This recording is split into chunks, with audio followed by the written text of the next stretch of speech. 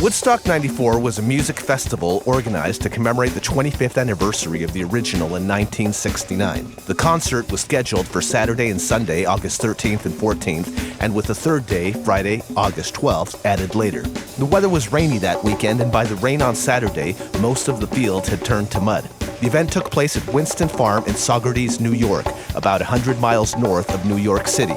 A figure of 350,000 people was estimated. The size of the crowd was larger than the concert organizers had planned.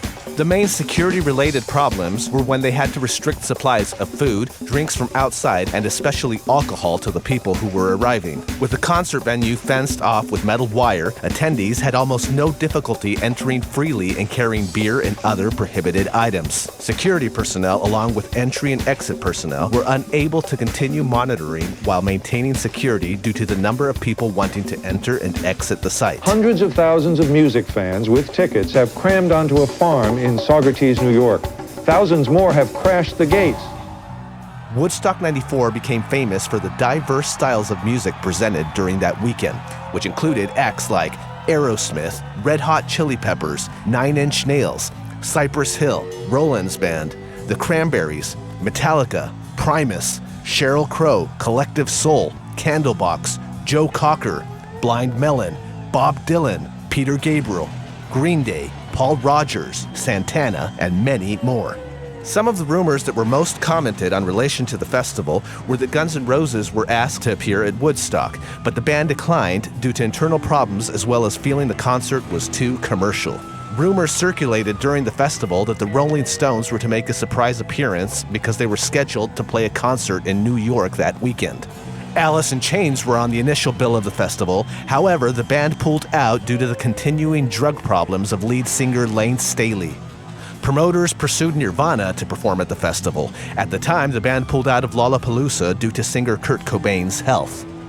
Woodstock 94 was broadcast live on MTV via pay-per-view in the US and Canada, and in the UK, audio from the event was broadcast on BBC Radio 1. Failure for the people who pay $200 and then watch 200,000 people crash the gates again. There's quite a few holes in the fences around, so everyone can pretty much leave and come as they go. Over 250,000 fans have crowded into Saugerties, New York. 250,000 people. Woodstock 94. Woodstock 94. Woodstock 94. How long you been waiting to get in? About 16 hours now. This is the gate in. Please remove all weapons, drugs, contraband. It ain't getting in here. Ditch it now. Security will check. Wow, it's a potpourri of everything. You name it, you got it, it's here. But I want to tell you something else that's going on. The mud pit. People are rolling around in the mud. I mean, it is incredible. The concert has now been closed off because of overcrowding. Ticket sales have been ordered stopped by Ulster County authorities. The promoters of the first Woodstock continued the sequel in August 1994, 25 years after that legendary weekend in 1969. More than 350,000 music fans flocked to upstate New York expecting to see history repeat itself. Despite the good vibe on stage, many felt that Woodstock 2 was more about profit, greed, and corporate sponsors than it was about love, peace, and music. So you guys inaugurated the South Stage today, is that right? How did it go down there? It was lovely. It was really good. It was went out at first, and it was kind of the crowd at the front were really active, and by the end, like big crowd came forward. It was really cool. It was great. I think you said before the largest audience you'd ever sung before was 15,000, and the biggest audience you'd ever seen was the Pope at Limerick. Which one was this like? It was cool. It was like actually we did about 30,000 now by this stage, but I don't know how many was out there. I'm bad at numbers. It's just people, you know. But they were great. They were really cool. You know, they really got involved.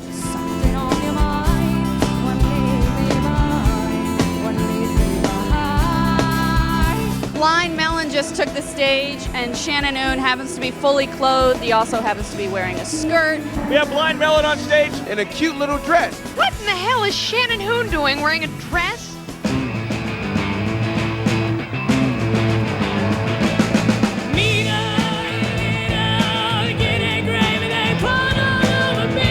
Shannon, how'd you choose the outfit for today?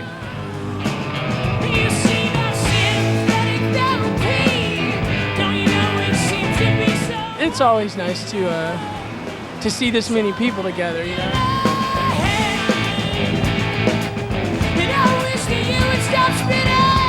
For Blind Melon's exhilarating set, Hoon opted to wear his girlfriend's white dress, which was quite the statement back in '94, a time when society was nowhere near as progressive as it is today and signified the sort of accepting character that he was.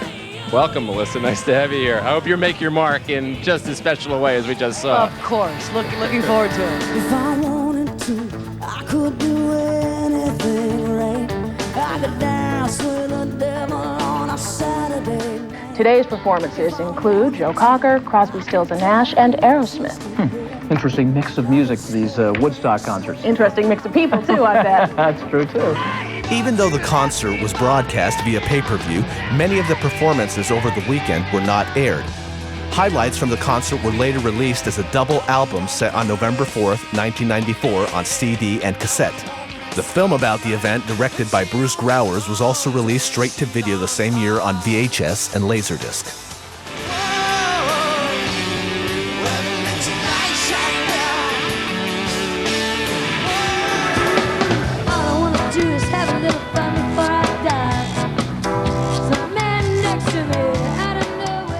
Psyched about the big stage because we are so used to being all over each other in small clubs, tiny little stages that are about the size of, I don't know, about the 10th of the stage, so we're excited about it. I'm here with Joe Cocker. Joe, fantastic performance today. Congratulations. Hey, Chris, thank you. What did you see when you looked out into the crowd that surprised you? Oh, a naked girl for a start.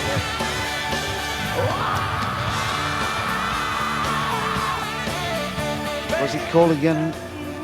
Moshing? Yeah, moshing, right. Moshing, yes. I'm sorry. Because like most of my gigs, I've never seen him do that before close up. So like my fatherly nature was coming out, and I was just scared of him getting hurt, you know. These people were moshing to Joe Cocker. Joe Cocker said there was they were. Joe Cocker came out and he goes, there was a mush pit. What's this mushing? I mean, you're pretty excited, seriously.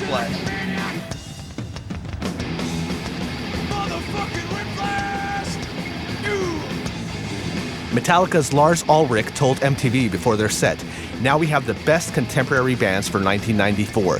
Music has evolved and society has evolved. Anyone expecting this to be a reprise of what went on 25 years ago should have their head examined." How are you guys doing? Yo, baby. It was the second day of Woodstock, and oh, though it rocked, not a creature was sober, not even a cop. I mean, when you look at it, it's like a gigantic, it's like a city, but there's no real law, you know? I mean, it's, anything could happen here. You know, there's no organization, really.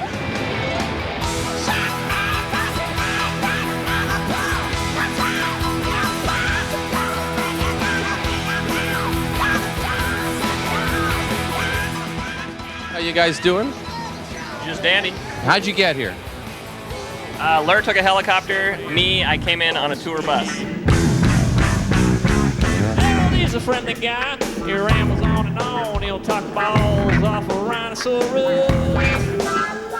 You came in on a bus, like with actual fans and stuff? I did. Not on a tour bus. I'm in the middle of a tour with Rollins and Helmet Sausage, so I opted for the bus as opposed to the helicopter.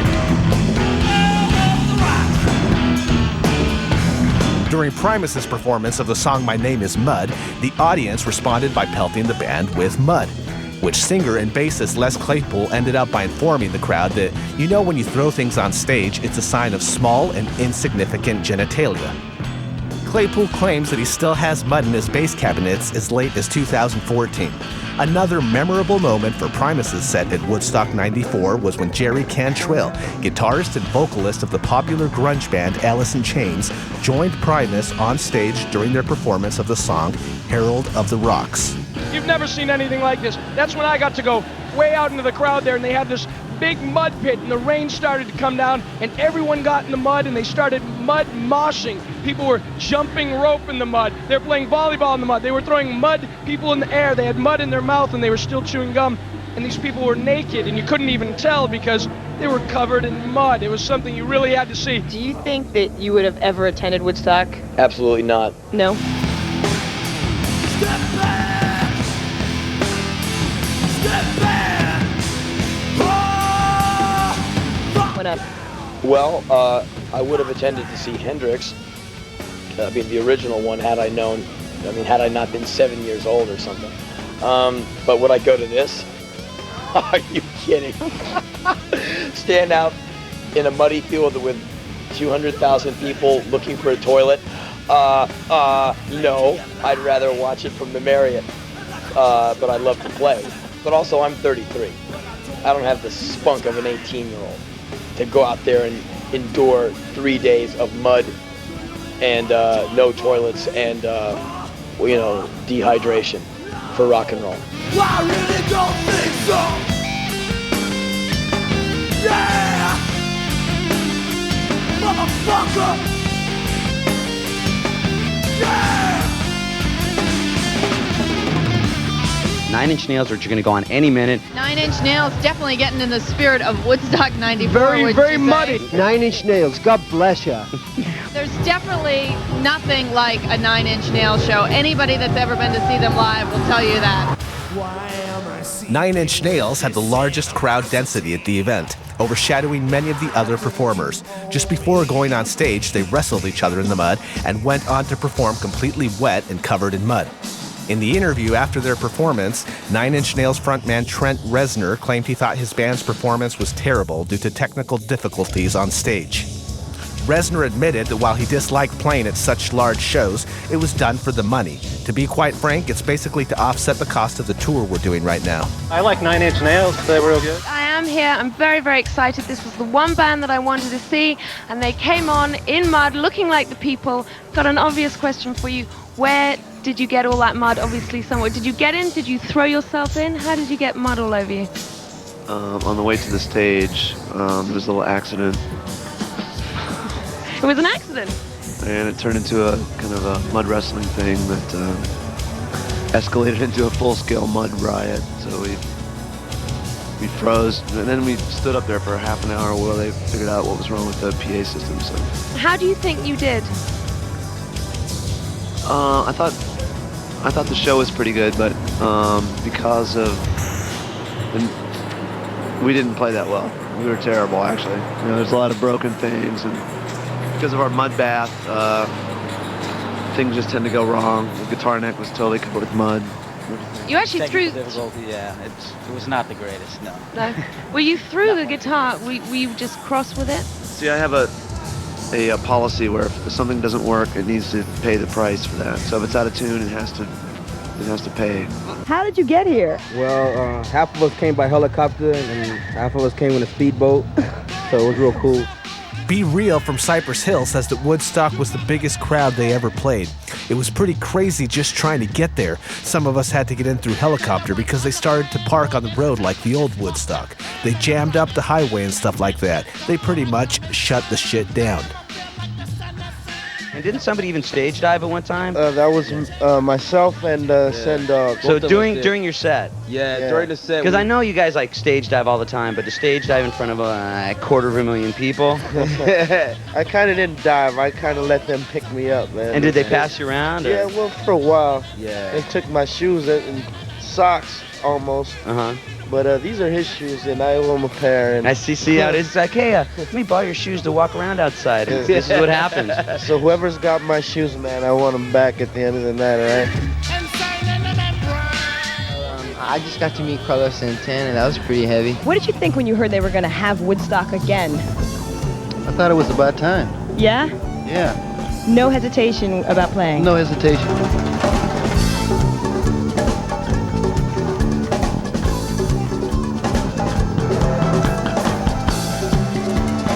What's that other special thing about Woodstock? It's people's spirit, of course. Without the people's spirit, musicians be here alone, promoters be here alone, everybody be here alone.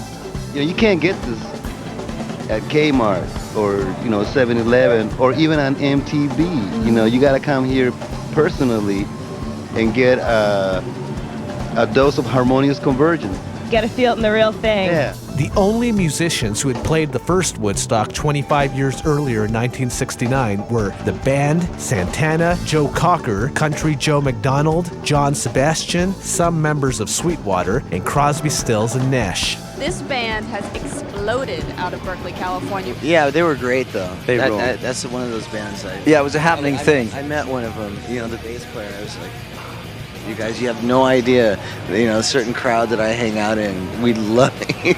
I screw to that, you know? Best show of the festival. Right on. A lot of people look at Woodstock as like some turning point. And it was, well, I mean, it did, like, you know, yeah, we got, you know, a lot of people saw that show and stuff. But to tell you the truth, we played kind of bad. Like, we weren't that good that day. And the thing is we're like 30 feet from the audience. It was way back, and then funny, those kids can huck that mud though, you know. On stage and now in person with the men of Green Day. Welcome, gentlemen. How's it been? Whoop, there you go. When'd you guys get here? Moments ago. Moments ago. Moments ago. Almost arrested. Almost arrested. You gonna do anything special, given that it's Woodstock, given you've got a really big audience out there? Anything different? We'll probably end up saying fuck.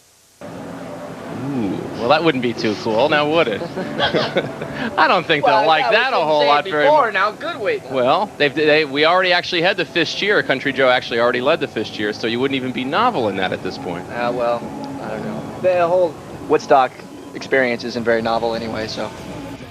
Woodstock 94 has also been referred to as Mudstock 94, partly due to the rainy weather that resulted in mud pits and the aforementioned performances of 9 Inch Nails and Primus. This culminated with Green Day's performance, during which guitarist and lead vocalist Billy Joe Armstrong started a mud fight during their song Paper Lanterns with the crowd.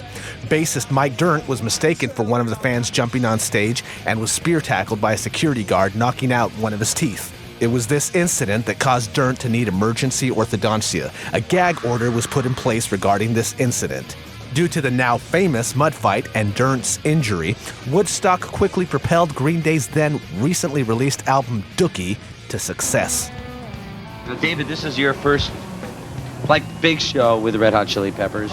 Now, did you watch it? How you feeling about it? Feel good. Feel good. Did you watch Porno for Pyros at all and watch your I did. I saw Porno. I thought they were fabulous. Really? I thought they were fabulous. Perry didn't recognize me. The Red Hot Chili Peppers performed in light bulb costumes in their first song. After almost an hour and a half of show and right before the encore, the whole band dressed up like Jimi Hendrix in the first version of the festival in 1969. The performance featured the live debut of the songs Aeroplane, Warped, and P, which would be featured on the band's 1995 album One Hot Minute, although with slightly different lyrics than the live versions performed at Woodstock. I had a great time. I would definitely do it again when I'm 50 years old when I come back. Actually, the best part of the weekend for me was just watching my son have a great time, as well as listening to all the bands. It was great, really great, but we're happy to leave. I mean, we have mud all over. I'm so tired. I have like slept for 1 hour, but it was great. Beautiful. This is the best thing that's ever happened to Saugerties. I'm disappointed that Guns N' Roses won't be here. I hope the Stones show up. The love is free, the rest is gonna cost you. Hot coffee, iced tea, Woodstock 94, let's go! Well, I wish I didn't waste $140 on a ticket because I just walked in and nobody looked at my ticket. Had a great time. Great. Best time of my life. Really? It's awesome.